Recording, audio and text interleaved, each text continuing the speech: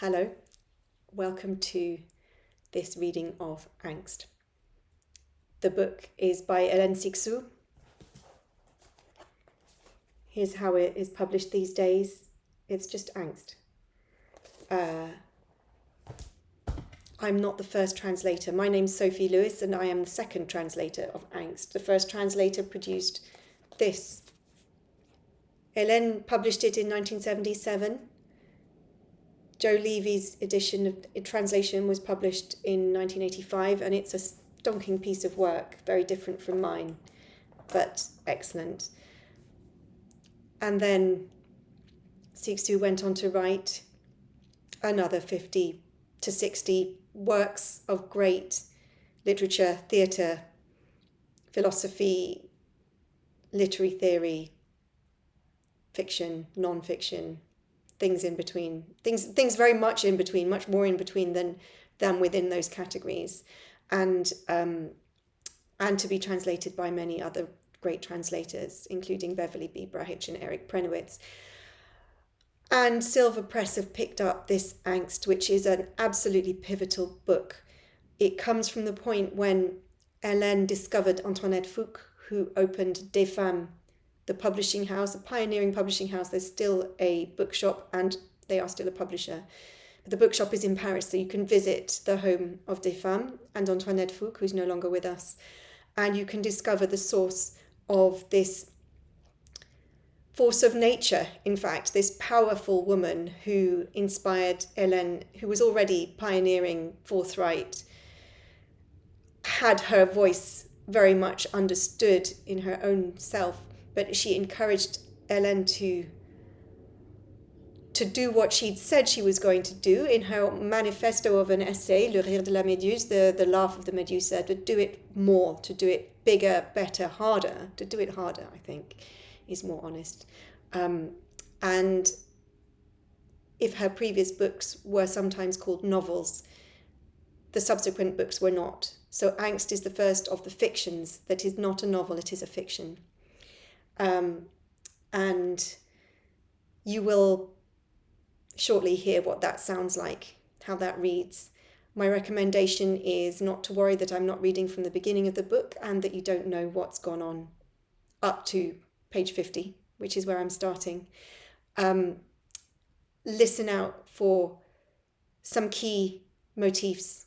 Listen out for technologies of communication, including telegrams, letters, telephones, and the frustrations of these. Listen out for nightmare hybrid monsters.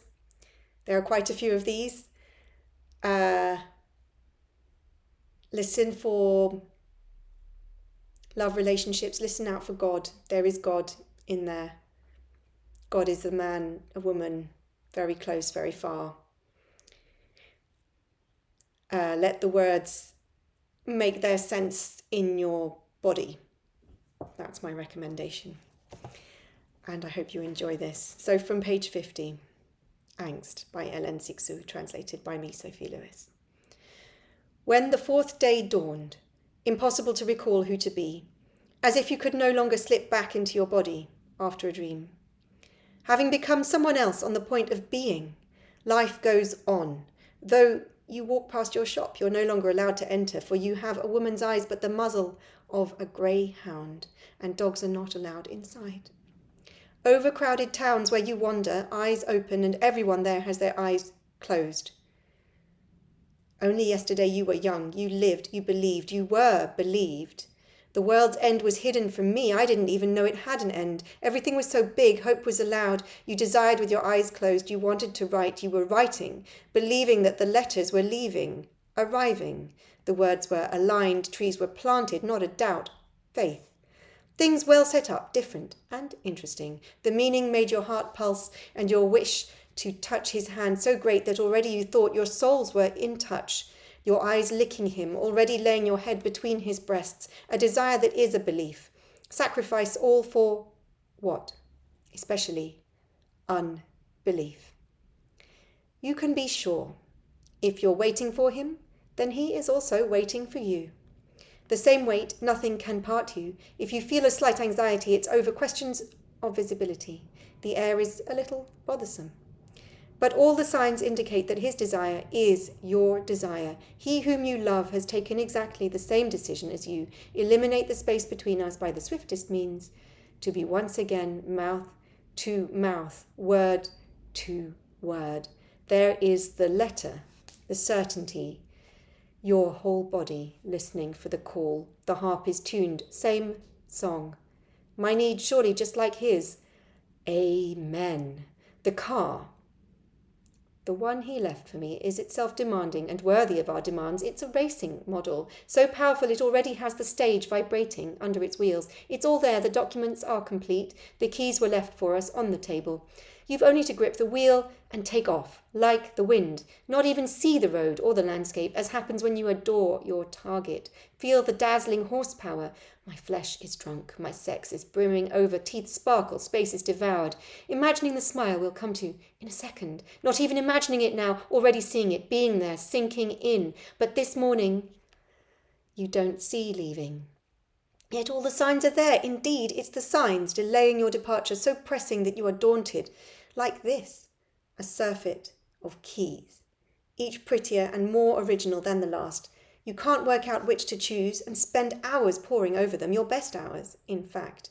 And when you want to slip behind the wheel, you find the space too narrow. Your womanly hips are too wide. Your soul is troubled. It's no big deal. A small mismatch, a visual delusion. What if I were not a woman? This thought puts you in danger. It's a street bird. Don't listen to it. It'll lead you far off track. I went with the bad idea so as not to be left with the worst. It's a question of trust. If things abandon us, whose fault is it?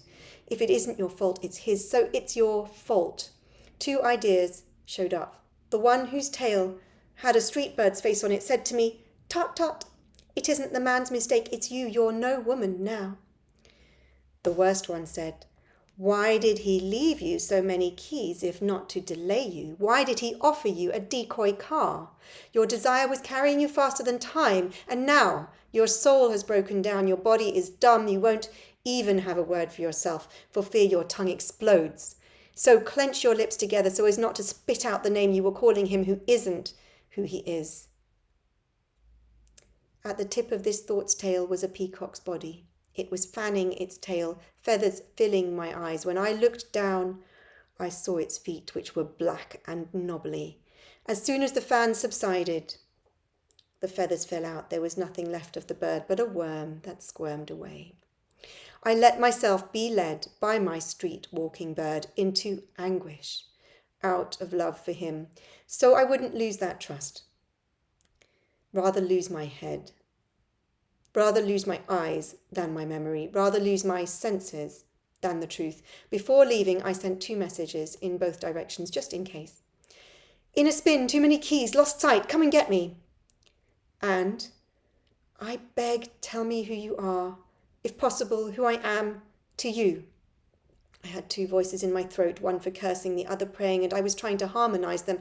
"Tut, tut, tut, why have you abandoned me? Blood of a woman but head of a street bird, she whose dancing at the front creaks forward, and all the pains follow, all the shapes of lovers surprised in their sleep by your death dream, and awakening in exile, as if there were only one woman to be burned right down the ages. The pain is so deep and so much greater than you, and through your flesh all the women in whom you've already suffered.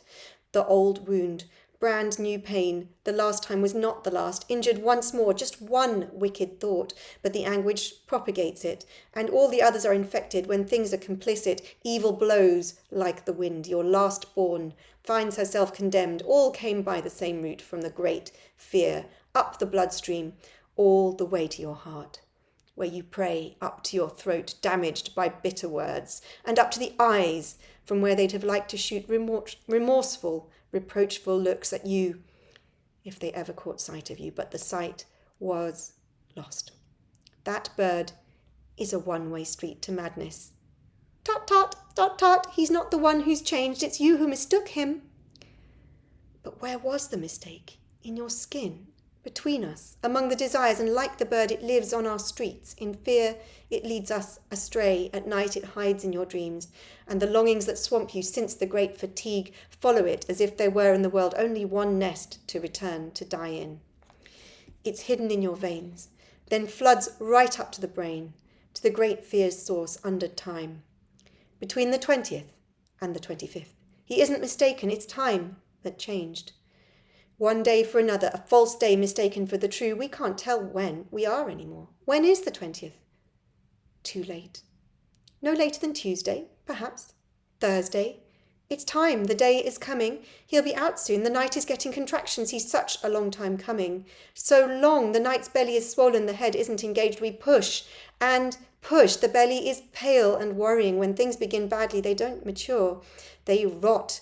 This birth is a nightmare. They break the waters with forceps, but there's no water, there's no child. A monster emerges. It is the error. Who made it? A bad night.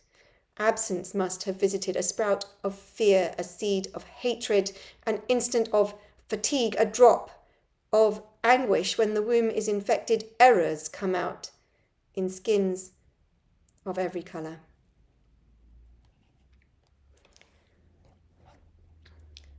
For the full angst, go to Silver Press in March